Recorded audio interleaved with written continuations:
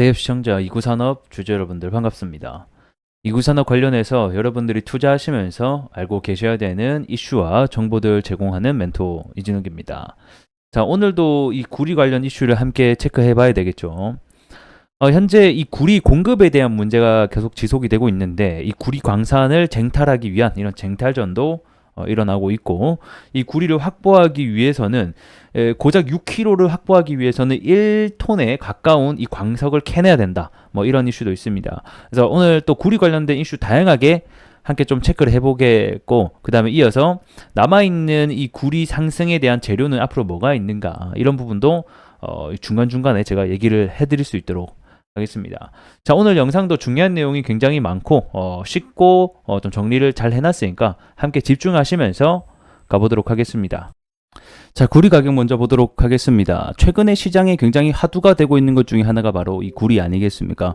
이 현재 구리의 현물 가격이 1만 달러를 뛰어 돌파를 했습니다. 이 1만 달러라고 하는 숫자 자체가 22년도 때 원자재 가격이 전반적으로 폭등이 나왔을 때의 가격이기도 하거든요. 그래서 2년 만에 되찾은 가격이기 때문에 굉장한 유의미한 가격이 됐다, 이렇게 보시면 좋을 것 같고, 이 선물 가격 역시 제가 이 아래 박스권 있을 때부터 계속해서 말씀을 드리고 있는 부분이지만, 현재 22년도 때 보게 되면, 자, 조금 확대를 해볼게요. 자, 22년도 때 이루어졌던 고점, 요 가격대까지 현재 거의 다 와 있는 것을 볼 수가 있죠. 자, 현재 가격 자체가 굉장히 가파르게 올라가고 있는 상황이고, 그만큼 사람들의 관심이 굉장히 크게 집중이 되어 있다고 보시면 좋을 것 같죠. 이 올라가는 각도 자체가 굉장히 가파르기 때문에 이런 조정에 대한 부분도 우리가 조금씩 이제는 생각을 해봐야 될 때가 아닐까, 저는 또 이렇게 생각이 듭니다. 그래서 구리 가격 상승에 따라서 원래 1차적으로는 구리 관련 제품을 만들고 있는 동이나 황금, 동 등등등에서 만들고 있는 우리 이구산업이라던가 대창, 그 다음에 서원, 국일신동 등등 해서 원래 1차적으로 해당 관련주들이 먼저 움직였다라고 하면, 사실상 지금 시장에서는 어떤 종목들이 부각을 받고 있냐, 이 구리로 관련해서 전선을 만드는 회사들이 주목을 받고 있고, 이 구리 관련 소재로 어떤 제품을 만드는 회사들이 굉장히 크게 주목을 받고 있는 상황입니다. 자, 어제 같은 경우는 LC 에코에너지가 주목을 받았고, 그 다음에 나머지 뭐 대원 전선이라던가 뭐 등등등 해서 나머지, 자, KBI 메탈이라고 하던가 등등등 해서 이 구리 관련된 소재 제품을 만드는 전선 회사들이 2차적인 파생으로 인해서 주가가 올라가고 있는 상황이죠.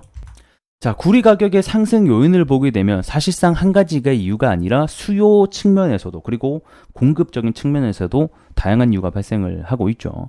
일단은 가장 큰 이유라고 보게 된다고 하면 역시 인공지능의 발전, 이 AI 시대가 왔다라는 겁니다.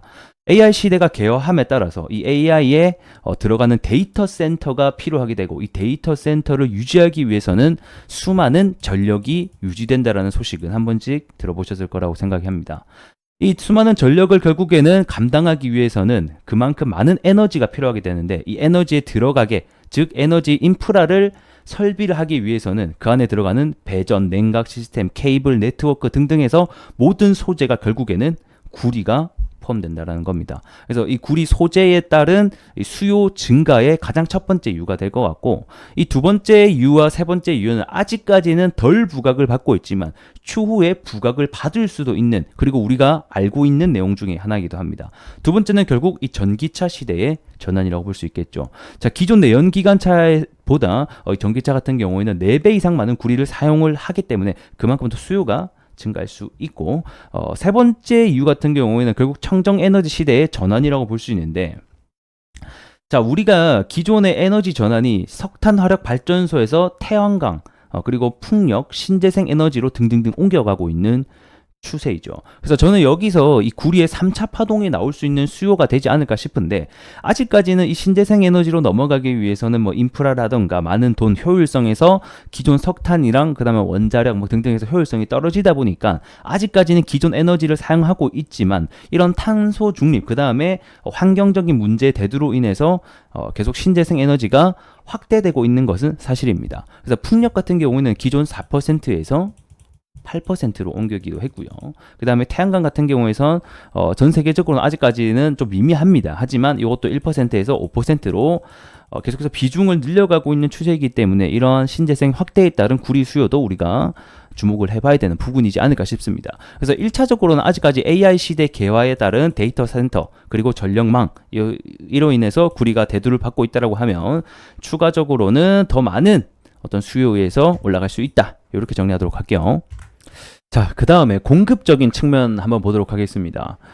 제가 앞전에도 이 구리 공급적인 측면을 계속해서 전망을 해드리고 있는 상태죠. 이 최대 생산국 중에 하나인 칠레에서도 공급 감축 소식을 계속해서 내고 있고, 중국인 이 최대 소비국 역시 재련소가 감산에 합의하면서 이런 공급에 대한 문제도 차질을 빚고 있는 점이 이 가격 상승의 하나의 이유가 되고 있습니다.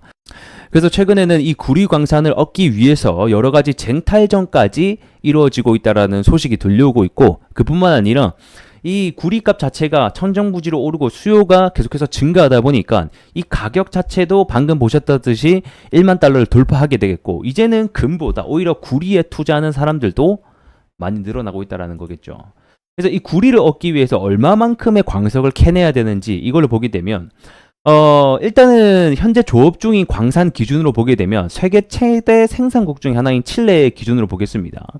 요 광산 같은 경우에는 일단 19세기 이 초기 조업을 했을 때 이 광석의 구리 함량이 약 10%에서 15% 정도 됐다고 합니다. 근데 20세기 들어서 요 광석의 함량이 2%까지 내려가게 됐고요. 그리고 현재는 이 구리 함량이 약 0.6%에 불과하다라는 겁니다. 즉 구리 우리가 6kg를 얻기 위해서는 얼마만큼의 광석을 캐야 된다? 무려 1톤이라는 아주 큰 숫자의 광석을 캐내야 되고 폐기를 해야지 고작 6kg에 얻는 이 구리를 얻을 수 있기 때문에 이 공급적인 측면에서 굉장히 무리가 있다라는 거겠죠. 그래서 이런 소식 들어보셨습니까? 현재 중국 수집상이 이 고물상을 돌면서 우리나라 이 구리 스크랩을 전부 다 싹쓸이에 가고 있다. 그러니까 한마디로 사재기에 가는 거죠. 그만큼 구리 수요가 앞으로 늘어날 것으로 전망을 하고 가져가는 것 같습니다. 이 중국인들이 정말 이러한 뭔가 폭등에 대한 이런 징조 증상을 참 알릴 수 있는 중요한 지표인 것 같아요. 그래서 한때 그 코인 가격도 급등할 때 코인 사재기도 정말 많이 했었고 뭐 이런 게 많았었거든요. 어쨌든 간에 이만큼 지금 현재 구리 수요가 중요한 상황이다. 근데 그만큼 공급은 따라주지 않는 상황이다라는 것을 우리가 눈여겨볼 수 있습니다. 자, 그러면 결국 중요한 것은 이 구리 가격 상승에 따라서 구리 관련주들이 대부분 움직이기 때문에 우리가 현재 계속 봐야 되는 것은 이 구리 가격이 어떻게 움직이느냐, 요게 중요할 것 같습니다. 촬영을 하고 있는 당일에도 구리 선물 가격이 계속해서 상승을 나와주고 있는데, 그러면 단기적인 전망은 과연 어떠냐? 일단은 방금 말씀드렸다시피 단기적으로는 이슈가 많이 불거지면서 투심도 같이 붙게 되면서 가격 상승이 가파르게 나오고 있다는 사실은 뭐 사실 누가 봐도 알고 있는 거겠고, 이 올라가는 각도 자체가 굉장히 가파르다라는 것을 볼 수가 있죠. 그만큼 크게 가격 상승이 나왔기 때문에 단기적으로는 우리가 조정을 생각을 해봐야 되겠고, 하지만 중장기적으로 봤을 때는 여전히 우상향할 확률이 굉장히 높다라는 것에 의견은 변함이 없습니다. 그래서 우리가 뭐 중기적으로 투자하시는 분들도 그럼 단기적으로 투자하시는 분들도 다양하게 계실 것 같아서 제가 뭐 이럴 때는 이렇게 하라고 말씀은 못 드리겠지만, 우리가 이러한 부분을 알고 있어야지 판단을 하시는데 많은 도움이 될 것 같네요. 자, 앞으로도 이 구리 가격 관련해서 그 다음에 구리 관련된 이슈가 있을 때마다 여러분들에게 누구보다 좀 상세하게 해석을 할 수 있게끔 쉽게 설명드릴 수 있도록 하겠습니다. 해당 내용들 계속 받아보시려면 여러분들은 좋아요 한 번씩만 해주시면 영상에 큰 힘이 되니 한 번씩 부탁드리도록 할게요. 자, 차트 보면서 마무리하도록 할게요. 일단은 이구산업의 주가가 단기적인 고점 부근에 위치해 있습니다.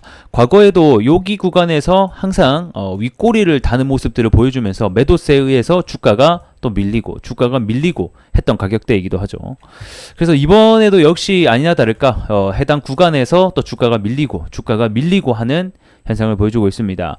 자, 일단 단기적으로 보시는 분들이라고 하면 이 21선을 과거에도 지지해주고 반등이 나왔기 때문에 일단은 1차적으로 봐야 되는 단기적인 지지선은 이 21선을 잘 위에서 주가가 지지해주는지 여부가 중요할 것 같고, 만약에 여기서 다시 한 번 더 돌파, 7,000원대 구간을 전 고점 부근을 돌파한다라고 했을 때는 그때부터는 이제 완전히 아예 신고가 영역이라서 다른 부분이라고 보여지거든요. 그래서 그때가 되면 제가 다시 한 번 더 어떻게 대응을 하면 좋을지, 그리고 우리가 봐야 되는 가격대는 어디까지가 좋은지 뭐 이런 부분도 제가 설명해 드릴 수 있도록 하겠습니다. 일단 지금은 우리가 가장 중요하게 지켜봐야 되는 것은 결국 구리 가격이 될 것 같습니다. 구리 가격이 계속 상승해 준다라고 하면 주가 역시 같이 동행을 하기 때문에 이 구리 가격이 상승하는지 하락하는지 여부가 굉장히 중요하겠다, 이렇게 보시면 좋을 것 같네요.